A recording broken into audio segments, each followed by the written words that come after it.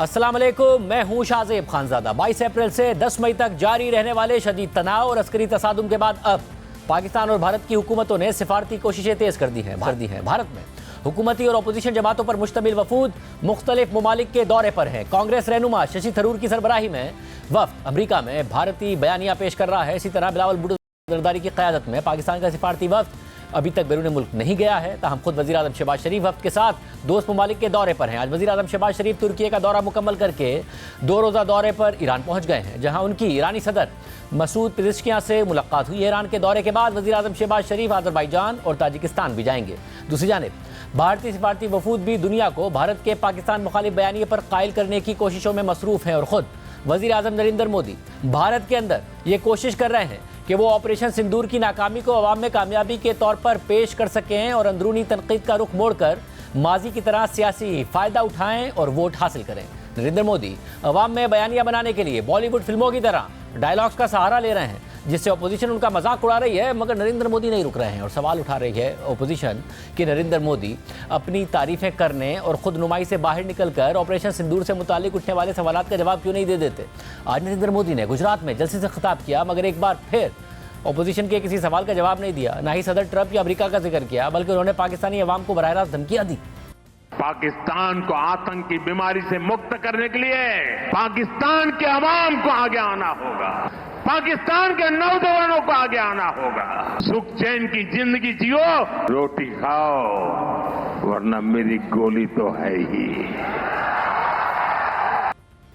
वज़ीर आज़म मोदी जलसों में हर गुजरते दिन के साथ ऐसे बयान दे रहे हैं, बल्कि ऐसे धमकियां दे रहे हैं जो एक वज़ीर आज़म को जेब नहीं देता, ख़ासतौर पर ऑपरेशन सिंदूर की नाकामी के बाद बिल्कुल जेब नहीं देता। और साथ ही भारतीय मीडिया में भी सर्कस लगा हुआ है। भारतीय मीडिया में हुब्बुल वतनी की बहस अब इस हद तक पहुंच गई है कि सियासी जमातों के रहनुमा बाप दादा का हवाला देकर एक दूसरे की हुब्बुल वतनी पर सवाल उठा रहे हैं।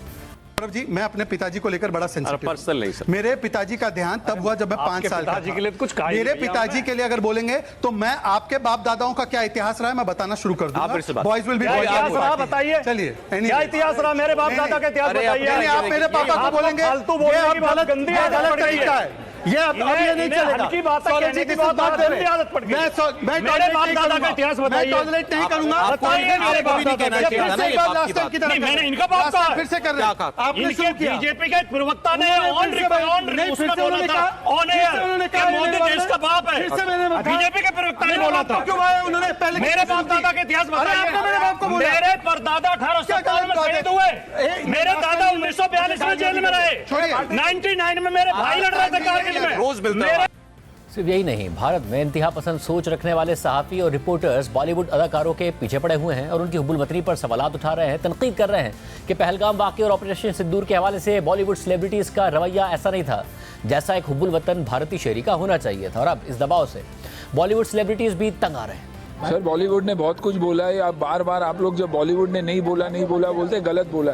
जिनको बोलना है बोले। भारतीय मीडिया की इस हरकतों से बॉलीवुड सुपरस्टार आमिर खान भी महफूज नहीं है। हालिया तनाज़े में जब तुर्की ने पाकिस्तान की हिमायत की तो भारत में तुर्की के बॉयकॉट मुहिम शुरू हो गई और बात यहाँ तक चली गई है कि जो कभी तुर्की गया या जिसने कभी वहाँ तालीम हासिल की या जिसने माजी में ही सही तुर्की में फिल्म बनाई, उसकी हुब्बुल वतनी पर सवाल उठाया जा रहा है। रिपब्लिक टीवी के एंकर पर्सन अर्नब गोस्वामी ने आमिर खान पर सवाल उठा दिया कि उन्होंने क्यों 2022 में तुर्की में फिल्म बनाई, हालांकि बॉलीवुड में मुतादिद फिल्में तुर्की में बनी हैं। आमिर खान पर तुर्क सदर एर्दोगान और उनकी अहलिया से माजी में मिलने पर सवाल उठाए जा रहे हैं। हालांकि खुद वज़ीर आज़म मोदी गुज़िश्ता 10 बरसों में मुतादिद दफ़ा सदर एर्दोगान से मिल चुके हैं, मगर अर्नब गोस्वामी आमिर खान की हुब्बुल वतनी पर सवाल उठा रहे हैं। वज़ीर आज़म मोदी को सबसे बड़ा हुब्बुल वतन कहते हैं वो। There you are, Amir Khan, meeting the Turkish First Lady, Emin Erdogan, during Lal Singh Chadda's shooting, right? Now remember, when you were doing that, Amir, when you were doing that, obviously you knew that this country is against Bharat. Why did you still do that? Why do you pretend, Amir, to be non-political when the fact is that when it comes to taking sides with countries which are against national interest, you're willing to go all out as long as it helps you. Now, Lal Singh Chadda was a flop, and I think one of the reasons it was a flop is because you shot it in Turkey, if that is the case. But I want to know that while you are in India, you say you feel alarmed by the state of India. You suggest that you and your then wife even thought of leaving India. So situations like this, you make these political statements. When it comes to having tea, dinner, taking pictures with Erdogan, you're very happy. Look at that picture again. It's almost like he's taking a statesman meeting a statesman kind of situation. Show that picture again. Aamir Khan पर तनकीद के अलावा तुर्की के boycott के मामले पर अर्नब गोस्वामी के programme में कांग्रेस से मुतालिक भी फेक न्यूज़ चलाई गई, जिस पर रिपब्लिक टीवी को माजरत तक शाया करनी पड़ी। है फेक न्यूज़ तुर्की के बॉयकॉट के तनाजुर में चलाई गई थी। अर्नब गोस्वामी ने अपने प्रोग्राम में भारतीय अपोजिशन जमात कांग्रेस पर सवाल उठाते हुए दावा कर दिया कि कांग्रेस का तुर्की में रजिस्टर्ड दफ्तर है और प्रोग्राम में कांग्रेस का दफ्तर करार देते हुए इस्तांबुल कांग्रेस सेंटर की तस्वीर चला दी गई। I want to ask you something. What kind of business does your party have in Turkey? Did you know, viewers, the Congress party has a registered office in Turkey? That in 2019, Rahul Gandhi said that we must open a big office in Turkey, where a man called Mohammad Yusuf Khan was appointed to lead the extensive operations of the Congress party in Istanbul. Programme का ये clip social media पर viral हो गया। तनकीद हुई कि भारत की सबसे बड़ी अपोजिशन जमात को बदनाम करने के लिए अर्नब गोस्वामी ने एक झूठी खबर और तस्वीर का सहारा लिया, क्योंकि इस्तांबुल कांग्रेस सेंटर भारतीय सियासी जमात कांग्रेस का दफ्तर नहीं बल्कि एक कन्वेंशन सेंटर है, जिसको इस्तांबुल की मकामी इंतजामिया चलाती है और ये मुख्तलिफ प्रोग्राम्स के लिए इस्तेमाल होता है। माजी में भी अर्नब गोस्वामी ये दावा कर चुके हैं कि काबुल में सेरीना होटल के 5वें फ्लोर पर ISI का दफ्तर है। फिर उनको उनके प्रोग्राम में मेहमान ने बताया कि सेरीना होटल काबुल में तो 2 ही फ्लोर है। भारतीय मीडिया की इन हरकतों की वजह से भारतीय अवाम, यहाँ तक कि भारतीय कॉमेडियन भी मजाक उड़ा रहे हैं। तो पाकिस्तान तो खत्म हो ही गया। कहाँ खत्म हुआ? बड़े हम चैनल में देखे हैं कि कराची कब्जा हो गया, फलाना कब्जा हो गया, आधा पाकिस्तान आ गया। और ये भी नहीं आप जैसा छोटा मोटा नहीं मैडम जी, बड़े बड़े चैनल को देखे हैं। तो मोदी जी क्या सोचे कि अरे पाकिस्तान कब्जा हो ही गया। We should be very careful what we believe in these days, right? My parents used to tell me not to watch WWF. They would say it's fake, it's primitive, it incites violence. Now I have to tell them the same about news channels. Army अंदर घुस गई है पाकिस्तान में। Identifying fake news should be made part of the curriculum in schools. It's that important. But then the same people write the textbooks also. इसीलिए भारतीय media monitoring reports के मुताबिक भारतीय अवाम ने पाक भारत तनाज़े के दौरान पुराने IPL मैचेस देखे। भारतीय न्यूज़ मीडिया की व्यूअरशिप में इजाफा नहीं हुआ। तो ये देखिए खबर मैं आपको पढ़ के बताती हूँ। टीवी न्यूज़ से दूरी, वॉर वीक में भी दर्शकों के लिए तरसे। भारत पाकिस्तान के बीच तनाव वाले हफ्ते में भी टीवी न्यूज़ चैनलों की व्यूअरशिप में खास इजाफा नहीं हुआ। बार्क इंडिया के ताज़ा आंकड़ों के मुताबिक 7 से 8 मई को ऑपरेशन सिंदूर के बाद भी देश की बड़ी आबादी IPL से जुड़ी रही। सोचिए वो लोग IPL देखने में ज़्यादा मशरूफ थे। 8 मई को IPL का धर्मशाला में चल रहा मैच भारत पाक सैन्य संघर्ष के कारण बीच में ही रोकना पड़ा। इसके बावजूद IPL की व्यूअरशिप में गिरावट नहीं आई, क्योंकि लोगों को पता है कि ऐसी सिचुएशन में हम लोग न्यूज़ चैनल्स भी क्यों देखें, क्योंकि ये लोग तो झूठी दिखाने वाले हैं। और यही हुआ भी। सोचिए ऐसे समय पर भी ये लोग व्यूज़ नहीं ले पाए, व्यूअरशिप नहीं ले पाए, ट्रस्ट नहीं गेन कर पाए। ऑपरेशन सिंदूर के बाद 7 मई की सुबह 10:30 बजे हुई पहली प्रेस कॉन्फ्रेंस में विदेश सचिव विक्रम मिस्री, कर्नल सोफिया कुरैशी और विंग कमांडर व्योमिका सिंह शामिल थीं। तब कोई IPL मैच नहीं चल रहा था। इसके बावजूद हिंदी न्यूज़ चैनलों को कुल 3,527 AMA ही मिले। दूसरी प्रेस कॉन्फ्रेंस 8 मई को शाम 5:45 से 6:25 के बीच हुई, जिसमें व्यूअरशिप और गिरकर 2,148 AMA रह गई। अब आप सोचिए कि हिंदी न्यूज़ चैनलों से 2 गुने दर्शक तो IPL के पुराने मैच देख रहे थे। जब IPL रद्द हो गया तो IPL की व्यूअरशिप क्यों नहीं गिरी और इन लोगों की व्यूअरशिप क्यों गिरती चली गई? सोचिए लोग IPL के पुराने जो मैच थे वो तक देखने चले गए, उसकी व्यूअरशिप दुगनी हो गई और इन लोगों को देखना पसंद नहीं किया, क्योंकि लोगों को यही लग रहा है ना, जब एंटरटेनमेंट ही देखना है, क्योंकि न्यूज़ के नाम पे तो एंटरटेनमेंट दिख रहा है, इससे अच्छा जाकर एंटरटेनमेंट ही देख लो। कम से कम जो एंटरटेनमेंट के तौर पर आपको दिख रहा है वो सच तो दिख रहा है। यहाँ तो सच सब कुछ झूठ है और ये साबित भी हुआ। और फिर बोल रहे हैं क्या हुआ, क्या हुआ, मतलब कि कुछ नहीं हुआ। तुम सिर्फ एक अव्वल दर्जे के मूर्ख लोग हो और सिर्फ हमारे देश का नाम मिट्टी में मिलाने के लिए लगे हुए हो। चलते चलिए, देखते चलिए। अगर बोलने लिखने पर इस तरह से FIR होती रहेगी, गिरफ्तारियां होती रहेंगी, तो आप अपनी आंखों का क्या करेंगे जिसका काम देखना ही है? जब सुनना ही नहीं है तो आप अपने कानों का क्या करेंगे जिसका काम सुनना ही है? जब देखना और सुनना ही नहीं है तो इस जुबान का क्या करेंगे जिसका काम बोलना ही है? जब देखना नहीं है, सुनना नहीं है, बोलना नहीं है, तो आपको लोकतंत्र क्यों चाहिए? क्या करेंगे? IPL का मैच मैच देखने के लिए तो जेल में भी इसका इंतजाम किया जा सकता है। वैसे भी लोग युद्ध का कवरेज नहीं देख रहे थे। रिपोर्ट आई है कि तमाम हिंदी चैनलों के दर्शकों की तुलना में उससे ज्यादा 2 गुना लोग क्रिकेट के पुराने मैच देख रहे थे। क्या लोग राष्ट्रवाद का खेल समझने लगे हैं?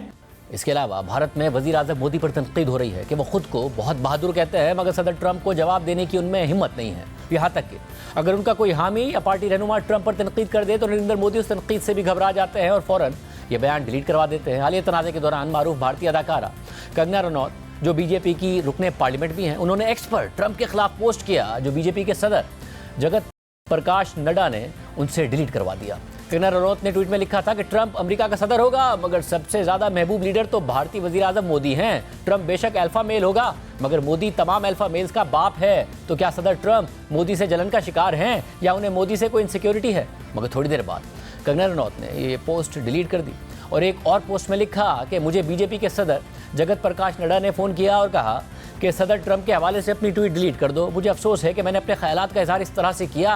उनके कहने पर मैंने अपनी इंस्टाग्राम पोस्ट भी डिलीट कर दी है।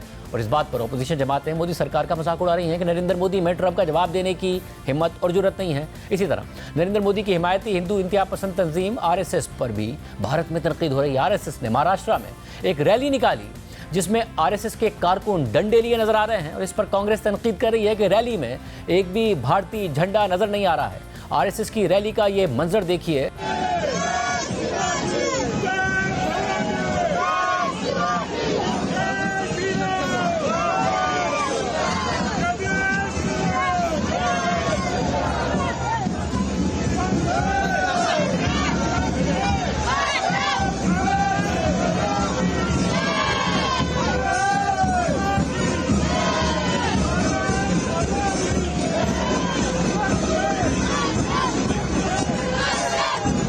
इसके अलावा भारत में तनकीद बढ़ रही है कि वज़ीर-ए-आज़म नरेंद्र मोदी ने अपने 11 साल इक़्तिदार में अमेरिका तक को भारत से दूर कर दिया है और अपने गलत इक़दाम और फैसलों से पाकिस्तान और चीन को मज़ीद करीब कर दिया है। इस वक्त भारतीय हुकूमत ने तमाम जमातों पर मुश्तमिल सिफारती वफूद दुनिया में भेजे हुए हैं। कांग्रेस रहनुमा शशि थरूर की क़यादत में वफ़द अमेरिका का दौरा कर रहा है। शशि थरूर जनवरी 2016 में होने वाला पठानकोट वाक़े और उसके बाद होने वाली तहकीकात में पाकिस्तान की शमूलियत का हवाला देते हुए बयानियाँ बना रहे हैं कि तहकीकात से कुछ हासिल नहीं होगा। But in 2015, in January, there was an attack on an Indian air base, a place called Pathankot. And our Prime Minister had just made a goodwill visit to Pakistan the previous month. On the 25th of December, he'd attended the birthday celebrations of then Pakistan Prime Minister Nawaz Sharif, whose granddaughter's wedding was on the same day. He'd given gifts. So when this happened, he was so astonished that he actually called the Pakistani Prime Minister and said, why don't you join the investigation? Let's solve who's doing this. And the Pakistani, you can imagine the horror of the Indian military establishment at this idea that Pakistani investigators are going to come to an Indian airbase. But they came and they went back to Pakistan and said, oh, the Indians did it to themselves. That was the last straw. Pakistani वफ़द इसको कैसे counter करेगा, हमारे साथ मौजूद है नायब सदर Pakistan peoples party, साबिक सफ़ीर बराए अमेरिका और बिलावल भुट्टो ज़रदारी की क़यादत में तश्कील दिए गए पाकिस्तान के सिफारती वफ़द की रुकन शेरी रहमान साहबा। शेरी रहमान साहबा, बहुत शुक्रिया मुझे ज्वाइन करने के लिए। नरेंद्र मोदी तो ज़ाहिर है वो जो अपनी इलेक्टोरल पॉलिटिक्स है उसमें धमकियाँ ही दे रहे हैं। अब तो कह रहे हैं पाकिस्तान खाना खाओ वरना गोली खाओ, इस किस्म के फिल्मी डायलॉग्स मार रहे हैं। शशि थरूर जो बाहर मौजूद हैं वो ये कह रहे हैं कि पाकिस्तान से ने माजी में भी कहा कि हम ताउन करेंगे, मगर पठानकोट के बाद ताउन करने के बजाय उन्होंने उल्टा हम पर इल्ज़ाम लगा दिया था और वहाँ से बात जो है मामलात ख़राब हुए। पाकिस्तान क्या अपना डिफेंस रखेगा जाएगा? तो जी शुक्रिया शाहज़ेब। पहले तो डिफेंस इनको करना पड़ेगा। जब पाकिस्तान का वफ़द जो चेयरमैन बिलावल की सरबराही के मातहत वहाँ पहुँचेगा तो इनको भी अपना दिफा करना पड़ेगा। भी इसलिए कह रही क्योंकि इन्होंने बहुत लंबा चौड़ा एक चार्जशीट बनाई हुई है पाकिस्तान पे। और पाकिस्तान की देखिए सफारतकारी ऐसी रही है कि हम अक्सर व बेशतर अपने काम से काम रखते हैं और जैसे हमें कुछ मिलता है, एविडेंस मिलती है, तो कोई जंग का तबल तो नहीं बच जाता। आपको कलभूषण यादव मिला मसलन, तो वो जो कर रहा था वहाँ पे, वो वहाँ अनियंस तो नहीं प्याज तो नहीं बेचने आया था, प्याज टमाटर जो तिजारत होती है वाघा बॉर्डर पे, वो वहाँ जासूसी मुकम्मल तौर पर और दहशतगर्दी के ताने बाने बुनने आया था। वो उसके बाद यके बाद दीगरे बलूचिस्तान में इस तरह के प्रॉक्सी आपने देखे हमले हुए हैं और आपके पास एविडेंस है, you have a serving military officer, आपने कोई कह दिया कि हमारी गोली खाएं, अब आप गोली खाएं, ये आपने बात सुनी है? एक मुल्क के अंदर जो जिस तरह की ये बात करते हैं, सॉरी ये खासी घटिया बात की गई है, इस सतह पे किसी मुल्क का प्राइम मिनिस्टर इस लेवल की बात करता नहीं है। दूसरी बात, इनके अब घूम रहे हैं जत्थे सड़कों पे, एक वीडियो चल रहा है नागपुर का, आपने देखा होगा, जो मैं इसलिए इसकी बात अक्कासी करना चाहती हूँ ये कि ये एक नया हिंदुस्तान है जो दुनिया को बाहर ये कुछ कह रहे हैं, अंदर कुछ और बन चुका है। ये हिंदुत्व रिपब्लिक बन गई है जी। और इनके जो जत्थे फिर रहे हैं, ये बच्चे भी अब डंडे लेके फिर रहे हैं पूरे पूरे शहरों में, उनको मार्शल म्यूजिक के साथ चलाया जा रहा है। नागपुर की क्लिप आपने देखी होगी। जी जी, स्क्रीन पे भी चला रहे हैं, हमने अपने आवाम को दिखाई भी और स्क्रीन पे भी चल रही है, जब आप बात कर रही हैं वो क्लिप चल रही है, जहाँ हिटलर लिखा हुआ है, जी, जी, वो सब चल रहा है। अब तो आप देखें ये एक जंगजू स्टेट बनती जा रही है। ये एक इनकी जो डॉक्ट्रिन है, ये हिंदुत्व रिपब्लिक बन गई है, जिसमें ये अपनी शनाख्त ही इस तरह की जंगजू आइडियोलॉजी पर करते हैं। और आपको पता है वो और शेख साहब, मुझे ये भी बताएगा कि आपने, क्योंकि जाहिर है बाहर आप सफीर रही अमेरिका में, इस दफ़ा अमेरिका से, दीगर ममालिक से या फिर मीडिया से भी इन्हें वो अच्छा रिस्पॉन्स नहीं मिला जिसकी तवक्को कर रहे थे मोदी। जब ये जो विजुअल्स हैं जो इस वक्त स्क्रीन पर चल रहे हैं, जो जिसका आप भी जिक्र कर रही हैं, या जो कुछ वो भारत में कर रहे हैं, बैनुल अक़वामी जो बाकायदा तौर पर सिफारती मिशंस हैं और मीडिया वो नोट करता है इन बातों को, वहां पर भी ये बातें रजिस्टर हो रही होंगी कि भारत क्या बनता जा रहा है? बात बहुत अहम सवाल किया। देखिए, बहुत लोग मसरूफ होते हैं, उनके रेडार, उनके टेबल पे, उनके मेमो पैड्स पे कुछ और होता है, और बहुत सारे जो वफूद होते हैं, जो पार्लियामेंटेरियंस होते हैं, उनके अक्सर और बेशतर जो असिस्टेंट बना के, हमें तो अपना काम करना पड़ता है, लेकिन ख़ासतौर में वेस्टर्न ममालिक में वो ब्रीफ बना हुआ होता है। ब्रीफ में अक्सर इनके इंडियन ओरिजिन के असिस्टेंट्स होते हैं। अब तो ये भी होने लगा ना। सो वो ये देख नहीं पाते हैं। मैंने तो कहा कि हमें एक डिजिटल ब्रीफ ले जाना चाहिए, वो देखें लोग। मैं तो जब एम्बेसडर थी तब भी डिनर टेबल के सामने मैंने स्क्रीन लगा दी थी कि आप लोग देखें हो क्या रहा है। So people need to register. सबके रेडार पे कभी किसी के यूक्रेन जंग है, किसी का कुछ और, एक अपनी इकोनॉमी है, ये चीजें होती हैं। तो आपने ये सारे ताने बाने मिला के, और उस हिंदुत्व जो स्टेट बन गई है उसका जो नया डॉक्ट्रिन है, और मोदी ने अभी फिर कहा ना गोली, ये एक डॉक्ट्रिन मेरी नज़र में परपेचुअल वॉर डॉक्ट्रिन है, यानी मुस्तकिल जंग की डॉक्ट्रिन है कि मैं हिंदुस्तान को, चाहे बिहार इलेक्शन हो, कुछ भी हो, और उनके खारजा वजीर यशवंत सिन्हा पहले जो होते थे, उन्होंने कहा भी है कि ये इसलिए कर रहे हैं, इनका बिहार इलेक्शन है, और ये, मगर इनके इलेक्शन तो होते रहते हैं। तो ये हिंदुस्तान को परपेचुअल वॉर में रखना चाहते हैं? दूसरी बात देखिए, इनका मसला ये है कि इनको हेडलाइन बदलनी है। हेडलाइन इस वक्त इनके फेवर में नहीं है, ये जरा शजदर रह गए शाहजेब साहब।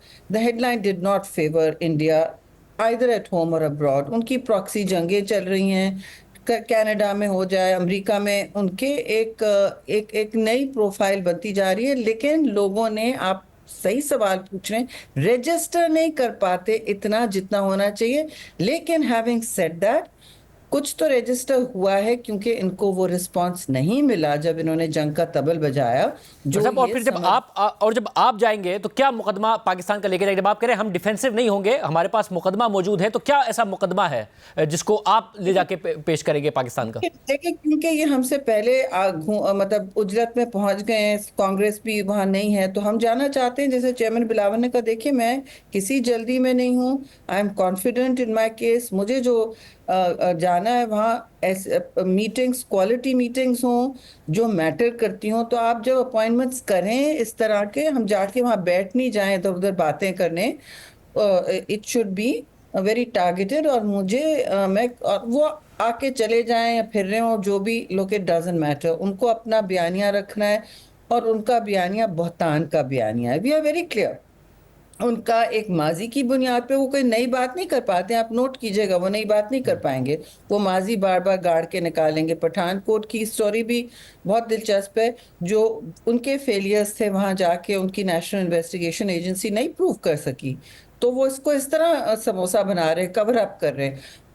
और दूसरी बात ये देखिए, बहतान लगा के जब वो जाएंगे, तो आई थिंक हम काफ़ी इस दफ़ा स्मूथली मैनेज, क्योंकि हमने बर वक्त काम किया है और इस वक्त अपना बयानिया मेंटेन करें, दिखाएं कि रियासती दहशतगर्दी क्या होती है, परपेचुअल वॉर क्या होती है, और मोदी साहब जो नया सब कह रहे हैं ना, he is trying to set a new normal, वो हो नहीं रहा इनसे, मगर तो वो एक नया एबनॉर्मल सी चीज़ कर रहे हैं। वो कोशिश कर रहे हैं कि चाहे वो कश्मीर हो, चाहे वो पानी की वेपनाइजेशन हो, पानी पर जंग शुरू करना चाहते हैं वो, और जो कभी नहीं हुआ है, आपने देखा है, it has stood the test of, कितनी जंगें गुजर गई लेकिन सिंतास मुआहदा नहीं चैलेंज हुआ।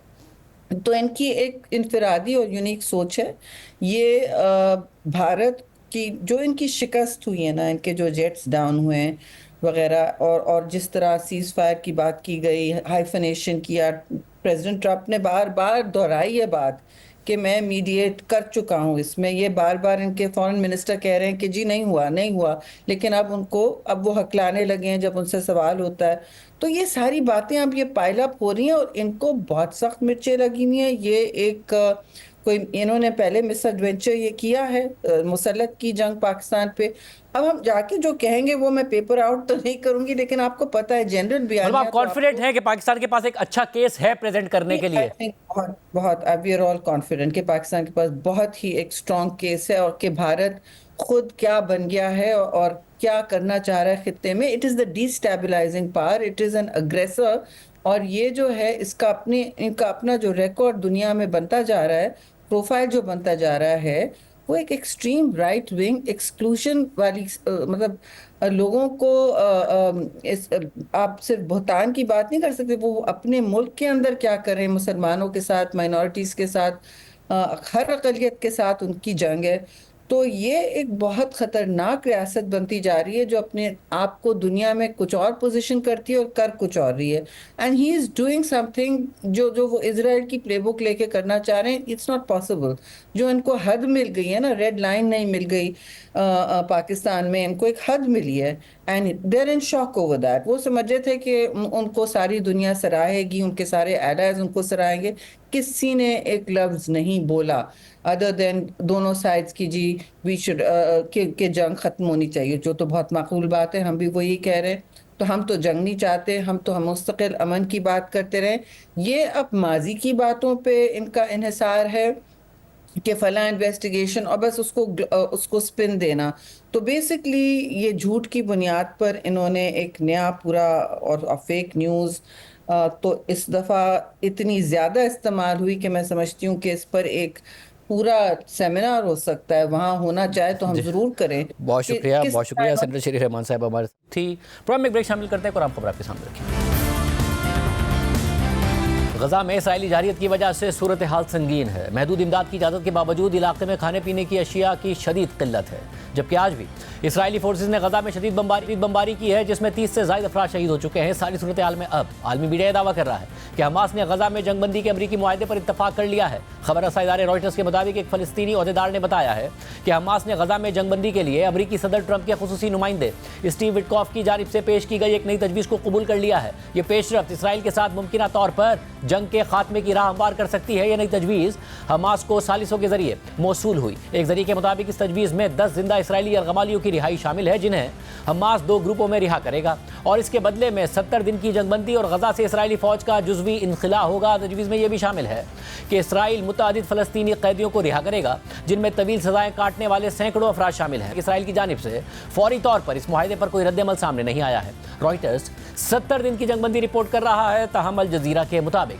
मुआहदे में 60 दिन की जंगबंदी शामिल है, और इसके तहत 10 जिंदा अरगमालियों की रिहाई के साथ साथ चंद अफराद की लाशें भी वापस की जाएंगी। बदले में फ़लस्तीनी कैदियों को 2 मराहिल में रिहा किया जाएगा। पहले मरहले में 5 इसराइली अरगमालियों को रिहा किया जाएगा, जबकि बाकी 5 को जंगबंदी के 60वें दिन रिहा किया जाएगा। अल जज़ीरा के मुताबिक इसराइली हुक्काम ने खबरों की तरदीद कर दी है। उनका कहना है कि अगरचे मुज़ाकरात जारी है, लेकिन इसराइल ने किसी बात पर इत्तफाक नहीं किया, और उनके इल्म में यह भी नहीं है कि हमास ने किसी तजवीज़ को मंजूर किया हो। अल जज़ीरा के ज़राए के मुताबिक तजवीज़ के तहत सदर ट्रंप इस मुआहदे की ज़मानत रोकेंगे और इसराइली फौज की गजा से इनखला को यकीनी बनाएंगे। तजवीज़ में मुआहिदा नाफिज होने के पहले दिन से ही गजा में गैर मशरूत इंसानी इमदाद की फराहमी की जमानत शामिल है। ज़राए का कहना है कि ट्रंप के खुसूसी नुमाइंदे स्टीव विटकॉफ ने यह मुसविदा इसराइली हुकूमत को भेज दिया है और उनके जवाब का इंतजार किया जा रहा है। रॉयटर्स ने एक इसराइली एहलकार के हवाले से बताया है कि उन्होंने जंगबंदी की इस तजवीज़ को मुस्तरद कर दिया है। इसराइली एहलकार ने खबर रसाई एजेंसी को बताया कि कोई भी जिम्मेदार हुकूमत इस किस्म के मुआहदे को कबूल नहीं कर सकती। उन्होंने हमास के इस दावे को भी रद्द कर दिया कि यह मुआहदा अमरीकी तजवीज़ से मुताबिकत रखता है। इस सारी सूरत हाल में गजा में इसराइली जारियत हर गुजरते दिन के साथ शिद्दत इख्तियार कर रही है। इसराइली फोर्सेस सिविलियंस को बराह रास्त निशाना बना रही हैं और हालिया हमलों में गजा के बच्चे और अस्पताल खास तौर पर इसराइली जारियत का शिकार है। इस सारी सूरत हाल में इसराइली फौज ने ऐलान किया है कि वो गजा के 75% हिस्से पर मुकम्मल कब्जा करने का इरादा रखती है। हालांकि गजा की हुकूमत के मुताबिक 77% तक गजा पहले से ही इसराइली फोर्सेस के कंट्रोल में है। इसके अलावा सख्त आलमी दबाव के बाद इसराइल ने गजा में तकरीबन 3 माह बाद महदूद पैमाने पर इमदाद दाखिल होने की इजाज़त दे दी है। ताहम अब भी गजा में खाने पीने की अशिया की शदीद किल्लत है, जबकि इसराइल गुज़िश्ता कई दिनों से गजा में इमदाद की तकसीम के लिए एक नया मंसूबा पेश कर रहा है, जिसके तहत वो प्राइवेट कॉन्ट्रैक्टर्स के जरिए गजा में अपनी निगरानी में इमदाद तकसीम करेगा। ताहम अक़वाम मुत्तहिदा समेत मुख्तलिफ आलमी इदारों ने इसराइल के इस प्लान पर शदीद तनकीद की है, जबकि अब इस प्लान में शामिल एक NGO के सरबरा ने भी इस्तीफ़ा दे दिया है। जुमे को गजा में होने वाले एक दिल दहला देने वाले वाक़े का जिक्र करते हैं, जिसमें इसराइली फोर्सेस की एक स्ट्राइक में एक ही ख़ानदान के 10 में से 9 बच्चों को जलाकर शहीद कर दिया। जुमे को इसराइली फोर्सेस ने गजा में एक डॉक्टर अला नजर के घर पर फिजाई हमला किया, जिसमें डॉक्टर के 10 में से 9 बच्चे शहीद हो गए। BBC से बात करते हुए डॉक्टर हमदी नजार के भाई अली नजार और उनकी भतीजी समा नजार ने हमले की तफसीलात बताई। मेरे अंकल की बीवी डॉक्टर आला बच्चों की डॉक्टर हैं। वो बच्चों का इलाज करती हैं और एक लम्हे में उनके अपने बेटे और बेटियां याह्या, सिद्रा, लुकमान, सादेन, रिवाल, जिब्रान सब उनके हाथों में दम तोड़ गए। सिविल डिफेंस के एक कारकुन ने मुझे एक लाश पकड़ाई। डॉक्टर आला जो मेरे सामने खड़ी थी ने उसे पहचान लिया। वो बोली, ये रिवाल है, इसे मुझे दे दो। देखे माँ की फितरी मोहब्बत, जैसे उनकी बेटी अब भी जिंदा हो। उन्होंने उसे अपनी बाहों में लेने की ख्वाहिश की। वो उसे गले लगाना चाहती थी, ये भूलते हुए कि उनकी बेटी उनकी आंखों के सामने जल चुकी थी। इस सारी सूरत हाल में गजा में इसराइली कार्रवाइयाँ मुसलसल जारी हैं, जबकि इस दौरान इसराइली फोर्सेस मुनज़्ज़म अंदाज में गजा के अस्पतालों को निशाना बना रही हैं। अल जज़ीरा के मुताबिक एक तिब्बी इमदादी इदारे की ओहदेदार का कहना है कि इसराइल गजा के निज़ाम सेहत को मुनज़्ज़म अंदाज में तबाह कर रहा है। बरतानिया में कायम मेडिकल एड फॉर पैलेस्टीनियंस की डेप्यूटी डायरेक्टर असील बेदौन के मुताबिक इसराइल ने अमलन गजा के निज़ाम सेहत को मफलूज कर दिया है। गजा भर में मौजूद 531 तिब्बी मराकिज़ में से 90% मुकम्मल तौर पर नाकारा हो चुके हैं और 1400 से ज़ायद तिब्बी अमले के अफराद शहीद हो चुके हैं। उन्होंने मजीद कहा कि जब मैं गजा में मौजूद डॉक्टरों से रब्ता करती हूँ तो वो थकन और भूख की शिद्दत से बात नहीं कर पाते। गजा में हर अस्पताल को निशाना बनाया गया है। इसराइल ने यह यकीनी बनाया है कि तिब्बी अमला या तो मारा जाए या कैद कर लिया जाए। असील बेदौन के मुताबिक ये वाक़यात महज इनफरादी नहीं बल्कि बैनुल-अक़वामी इंसानी कानून की खुली खिलाफ वर्जी और गजा के निज़ाम सेहत को मुनज़्ज़म अंदाज में तबाह करने का हिस्सा है। इसी तरह गजा के अस्पतालों में काम करने वाली उर्दन की डॉक्टर तानिया हाज हसन ने गजा के अस्पतालों पर होने वाले इसराइली हमलों का आंखों देखा हाल बताया है और साथ ही उन्होंने डॉक्टर अला नजर की तकलीफ को बयान किया है। डॉक्टर अला गजा में अल नासिर अस्पताल में इमरजेंसी डिपार्टमेंट में काम करती हैं।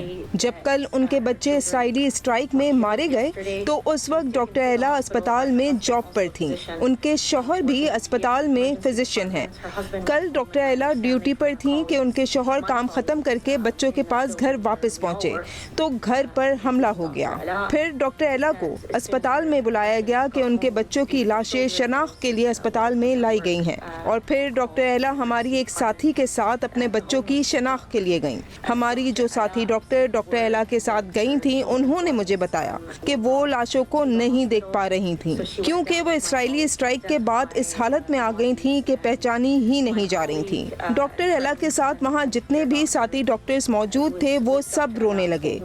एक साथी ने बताया कि वो डॉक्टर एला के बच्चों की लाशें देखकर होश खोने लगी। अपनी साथी डॉक्टर के साथ बच्चों की लाशें अपने सामने देखना एक इंतहाई दर्दनाक लम्हा था। फिर उसके बाद 2 मजीद बच्चों की लाशें डॉक्टर एला के घर मलबे से निकाली गईं, मगर वो लाशें भी जल चुकी थीं और पहचानने के काबिल नहीं रही थीं। डॉक्टर एला के 10 बच्चों में से सिर्फ एक बच्चा बचा और उस बच्चे को सर्जरी से गुजरना पड़ा। डॉक्टर एला के शौहर इस वक्त आईसीयू में हैं और उनकी हालत बहुत नाजुक है। मैं बस ये कहना चाहती हूँ कि ये सब नया नहीं है। इसराइल ये सब पहली दफा नहीं कर रहा। ये एक बार बार दोहराए जाने वाला अमल है जिसमें मासूम शहरियों और हेल्थ वर्कर्स को टारगेट किया जाता रहा है। 1400 से ज्यादा हेल्थ वर्कर्स अब तक मारे जा चुके हैं। ये तादाद सिर्फ हेल्थ वर्कर्स की है, जबकि उनके घर वालों के मारे जाने की तादाद इसके अलावा है। मैंने गाजा में जितने भी डॉक्टर्स और दीगर अमले के साथ काम किया, उनमें हर एक का कोई न कोई रिश्तेदार जरूर था जो इसराइली फौज के हमलों में मारा गया था। अभी गुज़िश्ता दिनों जब मैं गाजा में ही काम कर रही थी तो अस्पताल में मेरा एक साथी था जिसके खानदान के ज्यादातर अफराद पिछले साल मारे जा चुके थे। और फिर गुज़िश्ता दिनों अस्पताल में मेरी मौजूदगी में मेरे उस कुलीग को फ़ोन कॉल मौसूल हुई जिसमें उसे बताया गया कि उसका भाई और वालिद भी इसराइली फौज की बमबारी में मारे गए हैं और उसकी बहन का गर्दन के नीचे सारा जिस्म मफलूज हो चुका है। इसका मतलब ये है कि मेरे कुलीग की पूरी फैमिली या तो मारी जा चुकी है या फिर उनकी जिंदगी मफलूज हो चुकी है। हम उन लोगों को क्या बताएं और कैसे बताएं कि आज तक बार बार हर रेड लाइन को क्रॉस किया जा रहा है मगर कोई इसे रोकने को तैयार नहीं है। BBC के लिए नामवर प्रोड्यूसर्स के एक ग्रुप ने डॉक्यूमेंट्री बनाई जो कि हेल्थ केयर वर्कर्स पर हमलों के हवाले से थी। इस डॉक्यूमेंट्री का नाम मेडिक्स अंडर 5 है और उसकी प्रोडक्शन अब कई माह से ताखीर का शिकार है। मैं BBC पर जोर दूंगी कि वो जल्द अज जल्द इस डॉक्यूमेंट्री को रिलीज करे। लोगों को समझ आनी चाहिए कि सिविलियंस, उनके खानदान और हेल्थ वर्कर्स को जानबूझकर एक हिकमत अमली के तहत मारा जा रहा है। Their families, healthcare workers are being intentionally and deliberately killed. The IDF have said in their statement regarding this attack. Doctor Tania Hasan, Israeli defence forces का कहना है, हमने सिविलियंस को पहले ही उनकी हिफाजत की खातिर हमले से पहले इस इलाके से निकाल लिया था और वो इस दावे का जायजा ले रहे हैं कि स्ट्राइक में सिविलियन मारे गए हैं। आप खुद गजा में अस्पताल में काम कर चुकी हैं और मैं आपकी आवाज़ में दर्द महसूस करती हूँ। आप अपने तजर्बे की रोशनी में गजा के हालात के हवाले से क्या कहेंगी? How would you characterize what you're seeing in Gaza when you go there to work? Gaza में 36 में से 35 अस्पतालों को इसराइली फौज टारगेट कर चुकी है। जिस अस्पताल में काम कर रही थी उसमें डॉक्टर एला काम करती हैं। उस अस्पताल पर भी ड्रोन से हमला किया गया था और उस वक्त मैं अस्पताल में ही मौजूद थी। मेरे से ऊपर वाले फ्लोर पर 2 मरीजों को इस स्ट्राइक में मार दिया गया और मुतअद्दिद को जख्मी कर दिया गया और उसके बाद भी उस अस्पताल पर 23 मार्च के बाद 2 दफा हमला किया गया है। जिस कुलीग का मैंने जिक्र किया था उसने मुझे फोन किया और रोते हुए मैसेजेस भेजे और मैं उसका मैसेज आपके सामने पढ़ देती हूँ। उसने कहा कि सारी रात और सारा दिन दहशत तारी है और खौफ का समा है। मेरी उस कुलीग की भी आधी फैमिली इसराइली हमलों में मारी जा चुकी है। उसकी बहन और बहन की पूरी फैमिली मारी जा चुकी है। उसने कहा कि हम अपने प्यारों को याद करते हैं मगर हमारे पास उन्हें याद करके गम मनाने का भी टाइम नहीं है। बच्चों का वार्ड भर चुका है मगर इन छोटे बच्चों का आखिर जुर्म क्या है? और ये वो हकीकत है जो मैंने अपनी आंखों से गाजा में देखी थी। जिन बच्चों के आईसीयू में मैं काम कर रही थी वो भरा हुआ था। उन बच्चों से भरा हुआ था जो माजूर हो चुके थे, यतीम हो चुके थे। उनमें वो भी थे जिनका पूरा खानदान मारा जा चुका था और सिर्फ वही जिंदा बचे थे। जिनके वालिदैन जिंदा बच गए थे वो भी अपने बच्चों को देखने नहीं आ सकते थे क्योंकि वो खुद जख्मी हालत में बराबर वाली बिल्डिंग के आईसीयू में जेर इलाज थे। ये था गाजा में मेरा तजुर्बा इस साल का और यही मेरा तजुर्बा पिछले साल था। इसलिए इस्राएली फौज के तर्जुमान की तरफ से मासूम लोगों को मारने का ये मज़ाक़खेज़ जवाब और इसे मीडिया पर चलाना अफसोसनाक है क्योंकि तमाम काबिल-ए-एतमाद ह्यूमन राइट्स ऑर्गेनाइजेशन और तमाम काबिल-ए-एतमाद ह्यूमैनिटेरियन ऑर्गेनाइजेशंस तसलसल के साथ एक ही बात कर रही हैं और कह रही हैं कि ये नस्ल खुशी है। वो कह रही हैं कि सिविलियन और ह्यूमैनिटेरियन इंफ्रास्ट्रक्चर को एक हिकमत अमली के तहत टारगेट टारगेट किया जा रहा है और बार बार किया जा रहा है। मुझे तो ये भी नहीं समझ आता कि इस्राएली फौज के इन झूठे दावों को एयर टाइम ही क्यों दिया जा रहा है। I just don't even understand why we're giving these claims airtime anymore. दूसरी जानिब अमेरिका और ईरान के दरमियान जौहरी मुज़ाकरात भी जारी हैं और दोनों ममालिक के दरमियान मुज़ाकरात के 5 दौर हो चुके हैं। सदर ट्रंप मुसलसल बातचीत को मज़बूत करार दे रहे हैं, जबकि ईरान मुज़ाकरात में नाकामी की सूरत में आगे बढ़ने का ऐलान कर रहा है। रॉयटर्स के मुताबिक ईरान के सदर मसूद पेज़ेश्कियान ने कहा है कि अगर अमेरिका के साथ जौहरी प्रोग्राम पर होने वाले मुज़ाकरात किसी मुआहदे तक ना पहुंच सके तो भी ईरान सर्वाइव करने की सलाहियत रखता है। यह बयान उस वक्त आया जब अमेरिकी सदर ट्रंप ने तेहरान के साथ हफ्ते के अख्ताम पर होने वाली बातचीत को बहुत अच्छा करार दिया था। सदर मसूद पेज़ेश्कियान ने ईरान की सरकारी मीडिया को बताया कि ऐसा नहीं है कि अगर वो हमसे मुज़ाकरात से इनकार कर दें या पाबंदियां आयद कर दें तो हम भूख से मर जाएंगे, हम जिंदा रहने का रास्ता तलाश कर लेंगे। पूरी सूरत पर बात करेंगे। हमारे साथ माहिर बैनुल-अक़वामी उमूर कामरान बुखारी साहब। बुखारी साहब, बहुत शुक्रिया हमें शो में ज्वाइन करने के लिए। जो कुछ फ़लस्तीन में हो रहा है, गज़ा की पट्टी में हो रहा है, उस पर तो अब मगरबी ममालिक भी आवाज़ उठा रहे हैं। अमेरिका की तरफ से नहीं उठाई गई, मगर कनाडा हो, बरतानिया हो, फ्रांस हो, वो आवाज़ उठा रहे हैं। अब एक और ख़बर आना कि हमास ने गज़ा में जंगबंदी के अमरीकी मुआहदे पर इत्तफाक कर लिया है। इसराइल अभी तक इसको का डिनाइल दे रहा है। आपको लग रहा है कि कोई ना कोई रास्ता निकलने जा रहा है? क्योंकि खबरें यही आ रही थी कि मुकम्मल कब्जा करने जा रहा है इसराइल गज़ा पर। देखें, ये जो खबरें होती हैं ना, तो इनको ज़रा परखने की ज़रूरत होती है। बहुत सारे एक्टर्स जो हैं वो बहुत सारे बयानात देते हैं, फिर उनको तोलना पड़ता है कि भाई वो हकीकत से कितने जो है जुड़े हुए हैं, या फिर ये है कि वो दबाव की हैसियत रखते हैं, यानी अपने हरीफ के ऊपर दबाव डालने के लिए और ग्लोबल परसेप्शन शेपिंग के लिए भी काम आते हैं। तो देखें, अल्टीमेटली तो कहीं ना कहीं तो जंगबंदी होनी है ना, और मुकम्मल तौर पे कब्ज़े का क्या मतलब है? मतलब इसराइल जो है उसके इर्द गिर्द बहुत सारे महाज हैं। अब वो गज़ा के ऊपर कब्ज़ा कर लेगा तो वो एक महदूद फ़ौज है ना, तो उसमें कितनी फ़ौज लगेगी वहाँ पे, कितने अरसे तक के लिए होंगे, फिर बाकी जो थिएटर हैं उनका क्या बनेगा? तो ये सारी चीज़ें देखने की ज़रूरत है। मुझे लगता है हम बार्गेनिंग की जो है ना वो एक तवील बार्गेनिंग के प्रोसेस से गुजर रहे हैं। अल्टीमेटली देखें, जो हदफ है ना वो अमेरिका का और इसराइल का, बाय द वे अमेरिका और इसराइल की पोजीशन में भी खासा जो है वो फ़र्क आ चुका है, खासा डिवर्जेंस है। लेकिन बहरहाल उनका जो इत्तफाक राय है वो इस बात पे है कि जब everything is said and done, फिर हमास की हुकूमत नहीं होनी चाहिए। और आपको लगता है कि ये अमली तौर पर ये मुमकिन हो सकेगा और ऐसा हो जाएगा जिस तरफ चीज़ें जा रही हैं? देखें, आप बदस्तूर देखें जो हमास के ऊपर दबाव पड़ रहा है, उनकी क़ियादत को मज़ीद जो सेकंड थर्ड टियर लेवल की क़ियादत भी उनकी, उसको भी निशाना बनाया जा रहा है, वो भी हलाक किए जा रहे हैं। तो ऐसी सूरत में हमास के पास क्या है, ख़ुदकुशी तो नहीं करना चाहेगी ना वो भी, तो मतलब आइडियोलॉजिकल हैं वो, लेकिन तज्जिया में हम हर एक्टर को रैशनल एक्टर मानते हैं, वरना फिर हम तज्जिया नहीं कर सकते। तो जाहिर है एक हद तक ही वो दबाव जो है वो भी सह सकते हैं, और उनके ऊपर दबाव सिर्फ अमेरिका या इसराइल का नहीं है, अरब ममालिक का भी दबाव है उनके ऊपर। उनके अपने जो जिनके साथ उनके ताल्लुकात गहरे भी हैं, कतर हो गया, तुर्की हो गया, तो उनके भी दबाव उनकी तरफ से आ रहा है।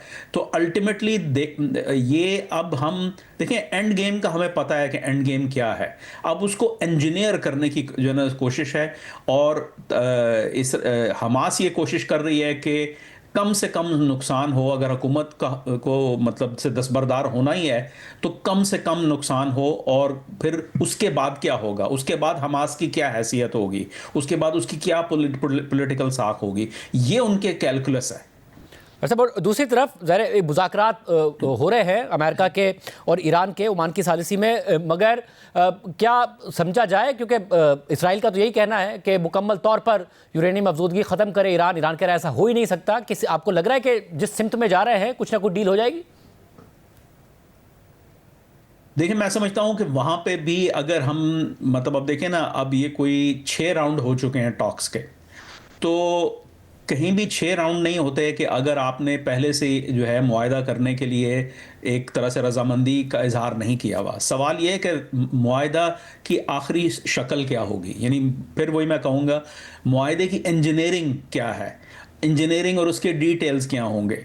तो अब जाहिर है जब ईरान कहता है कि जी हम ये नहीं करेंगे, तो फिर अमेरिकी साइड पर दबाव आता है कि अच्छा फिर जो है कम से कम रखो।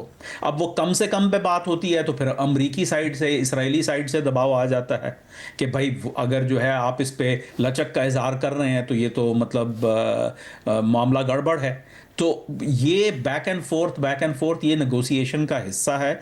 मैं नहीं समझता कि किसी भी बार्गेनिंग में जल्द अज जल्द जो है फरीकैन जो हैं वो आपस में मिल बैठ के तो कोई मसला हल कर लेते हैं ये चीज़। और देखें ये बड़ा देरीना मसला है, कई दिहाइयों पे मुहित ये तनाज़ा है, तो ये अचानक तो साफ़ सुथरा नहीं होगा ना, अचानक तो हल नहीं एक दिन निकल आएगा। तो ये एक प्रोसेस का हिस्सा है। अब देखिए आगे चल के क्या होता है। मैं ये तो नहीं कहूँगा कि ये डन डील है, लेकिन अगर वो 6 राउंड ऑफ मुज़ाकरात हैं और फिर जो ज़मीनी हक़ाइक़ हैं, ईरान को अशद ज़रूरत है रिलीफ की सैंक्शन से, तो मैं नहीं समझता कि ये खिंच पाएगा। लेकिन देखें अब ये एक अमल का हिस्सा है, इसको हम जो है बारीकी से देख रहे हैं। मेरा अपना तो मानना ये है कि अगर ईरान जो है मुआहदा नहीं करता तो उसका बहुत सख्त नुकसान हो जाएगा। वो जो इस वक्त बैड पोजीशन में है वो बैड टू वर्स हो जाएगी।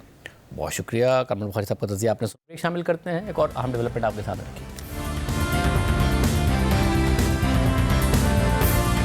गुज़िश्ता रोज़ लाहौर के कज़ाफ़ी स्टेडियम में HBL PSL 10 का सनसनीखेज़ फाइनल लाहौर कलंदर्स और कोयटा ग्लेडिएटर्स के दरमियान हुआ, जिसमें लाहौर कलंदर्स ने 4 विकेटों के नुकसान पर 202 रन का हदफ 19.5 ओवर्स में हासिल करके 6 विकेटों से फतह हासिल की और 4 साल में अपना तीसरा PSL टाइटल जीत लिया। आखिरी 3 ओवर्स में मैच इंतहाई दिलचस्प और सनसनीखेज़ हो गया था। लाहौर कलंदर्स को आखिरी 3 ओवर्स में 47 रन दरकार थे, जो 19वें ओवर में 31 रह गए और फिर मोहम्मद आमिर ने 19वें ओवर में 18 रन दिए, तो आखिरी ओवर में कलंदर्स को जीत के लिए 13 रन दरकार थे, जबकि सिकंदर रजा और कौशल परेरा क्रीज पर मौजूद थे। दोनों ने जारहाना अंदाज अपनाया और आखिरी ओवर में सिकंदर रजा ने शानदार बैटिंग का मुजाहिरा करते हुए एक छक्का और एक चौका लगाकर मैच एक गेंद पहले ही खत्म कर दिया। बरतानिया से हंगामी तौर पर लाहौर पहुंचने वाले सिकंदर रजा ने न सिर्फ बैटिंग में शानदार कारकर्दगी दिखाई, बल्कि बॉलिंग में भी राइली रोसो की अहम विकेट हासिल की। कज़ाफ़ी स्टेडियम लाहौर में हज़ारों तमाशाइयों ने PSL 10 का फाइनल देखा, कलंदर्स को सपोर्ट किया, पूरा स्टेडियम भरा हुआ था।